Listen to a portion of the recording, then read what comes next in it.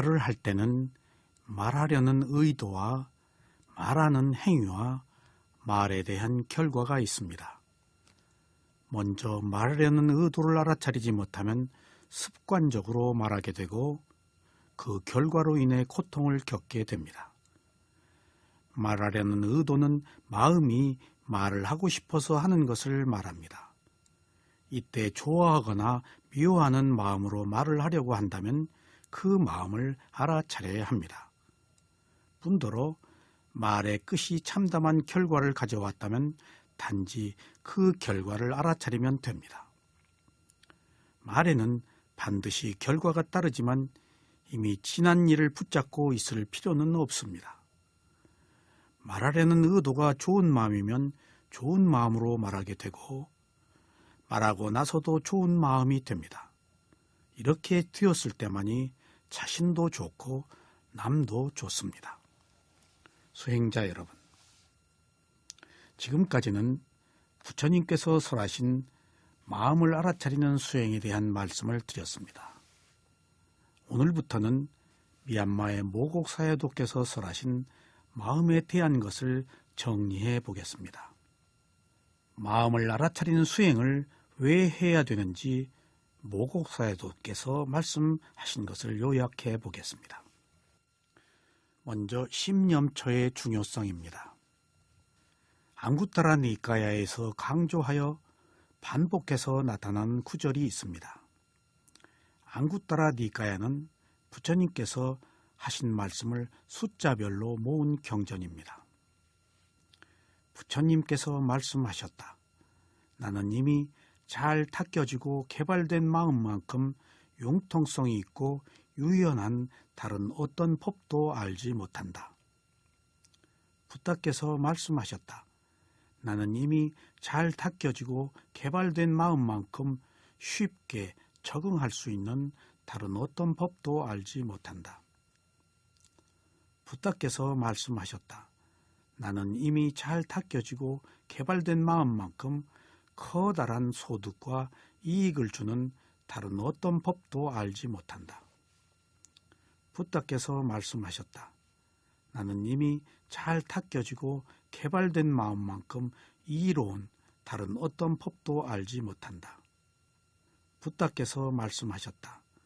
나는 이미 잘 닦여지고 개발된 마음만큼 더한 행복과 즐거움을 주는 다른 어떤 법도 알지 못한다.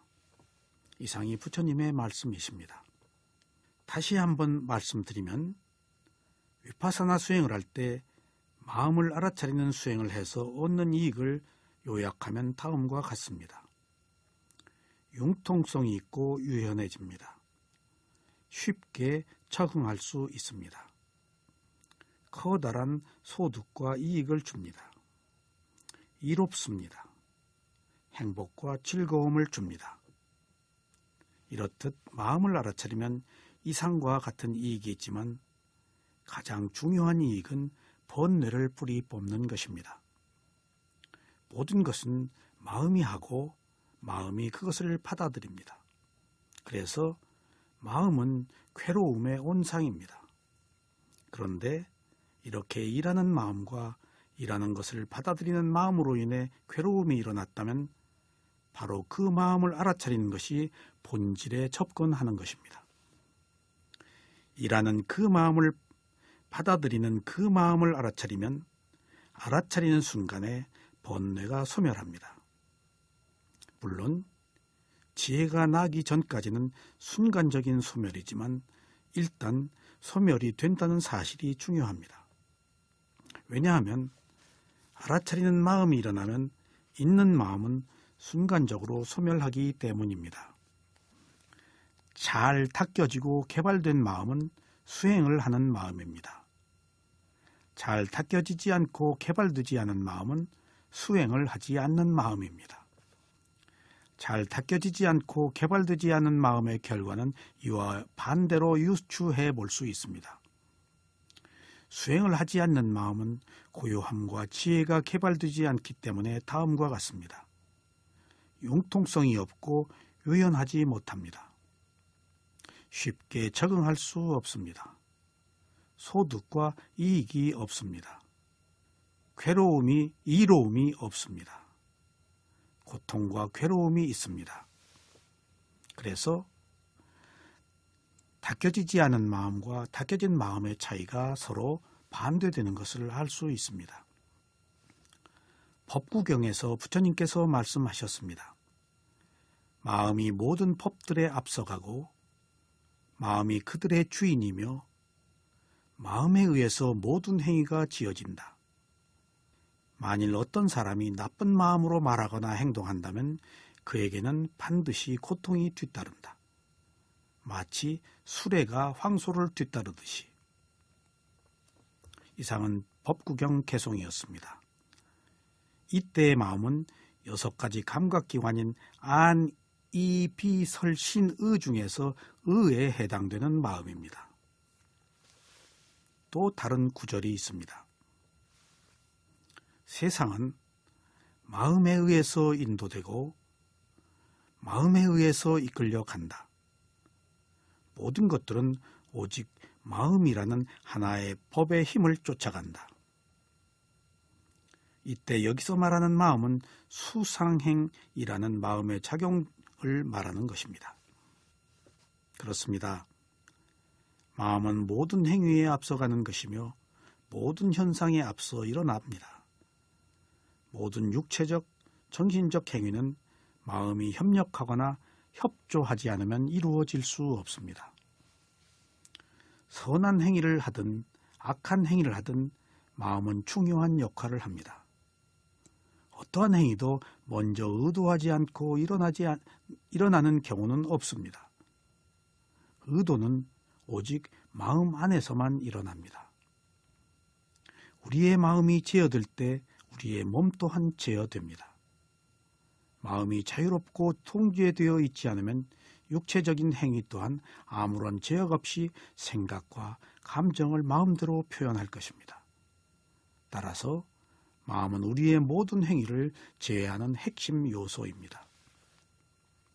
우리가 생각하고 말하고 행동하는 것은 모두 하려고 하는 의도에 의해서 일어납니다. 이 의도가 바로 마음입니다.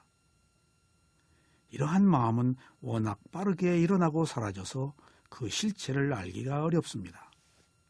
사실 우리들의 눈꺼풀 하나를 깜빡거리는 것도 마음의 의도에 의해서 일어납니다. 그러나 워낙 빠르기 때문에 이러한 의도를 알기가 어렵습니다. 몸은 저 스스로 하게 하는 능력이 없습니다. 그래서 몸은 장님이고 마음은 안전뱅이라고 합니다. 마음은 저 스스로가 움직일 수가 없지만 앞에서 이끌기 때문에 몸의 주인이라고 하는 것입니다. 이러한 마음은 자아의식, 나 또는 개체로서의 정체성이라는 사견이 머무르는 것이며 또한 유신견이 자라나는 곳이기도 합니다. 나, 즉 자아라는 망상은 우리의 마음 뒤에서 강력한 힘으로 작용해서 어떤 정신적, 육체적, 언어적 행위를 일으키는데 그것은 이런 마음의 직접적인 결과입니다. 이러한 마음을 흐리게 만드는 것이 바로 개야 자아의식입니다. 바로 이것이 유신견이라는 것을 아는 것이 매우 중요합니다. 몸은 병이 자라는 곳이며 마음은 유신견이 자라는 곳입니다. 몸과 마음은 고통의 온상이 될 수도 있고 지혜와 기쁨의 선택에 따라서 결정됩니다. 논장의 분별론 추석서인 삼모아 위노 다니에는 알아차림의 관점을 다음과 같이 설명했습니다. 잘못된 견해를 가지고 행동하는 어리석은 자에게는 지나치게 분별하지 않는 심념처 수행에 알아차림을 확립하는 것이 청정의 길이라고 했습니다. 유신견이 강한 사람, 내가 무엇이라고 하는 자존심이 강한 사람은 심념처 수행을 해야 한다는 말입니다. 유신견이 강하면 결코 윤회계를 벗어날 수 없습니다. 그래서 이 유신견을 제거하는 것이 바로 마음을 알아차리는 위파사나 수행입니다. 이것은 사견의 성향을 가진 지성적이지 못한 수행자가 도를 얻기 위해서 간결하고 꾸미지 않은 심념처 수행이 적합하다는 의미입니다. 실제로 위파사나 수행을 지도해보면 자존심이 강한 사람은 몸을 알아차리는 수행이 별로 효과가 없는 경우를 봅니다. 우선 몸의 호흡을 알아차리는 것을 대수롭지 않게 여기는 마음이 있습니다. 그래서 경우에 따라서는 호흡을 3번 이상 알아차리기가 어렵다고 호소하기도 합니다. 이런 경우에는 심념처 수행을 해서 호흡을 몸에서 알아차리지 않고 전면에 마음자리에서 알아차리도록 하면 쉽게 호흡을 볼 수 있다라고 말하기도 합니다. 같은 호흡도 몸에 일어난 호흡을 알아차리면 신념처이고 호흡을 느낌으로 알아차리면 수념처이고 마음으로 알아차리면 심념처이고 호흡을 무상으로 법으로 알아차리면 법념처입니다.